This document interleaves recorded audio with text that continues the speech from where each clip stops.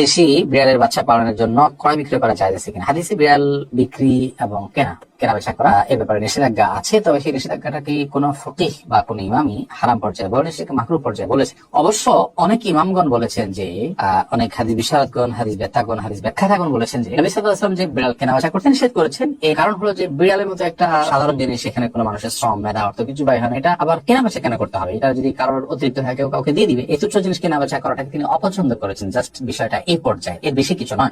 তবে আজকাল যে বিদেশি বিড়াল বা উন্নত জাতের বিড়াল পাওয়া যায়, এই বিড়ালগুলো সাধারণত চাষ করতে হয় খামারে, এগুলোর পিছনে অনেক অর্থ ব্যয় করতে হয়, এগুলো চিকিৎসা করতে হয়, টিকা দিতে হয়, নিয়মিত সেগুলোর খাবার সরবরাহ করতে হয়, নানা উদ্যোগ যেহেতু সেখানে ব্যয় করতে হয়, এই বিড়ালগুলো তার আওতায় পড়ে না। অর্থাৎ এখানে যেহেতু ইনভেস্টের ব্যাপার আছে আর বিড়াল পালন করা যেহেতু জায়েজ আছে, অথবা এগুলো কেনা বেচা করা জায়েজ আছে। এই মতে অধিকতর আমার কাছে যুক্তিসঙ্গত মনে হয়, আর অধিকতর এটা আপনার দলিল সমৃদ্ধ আমার কাছে মনে হয়।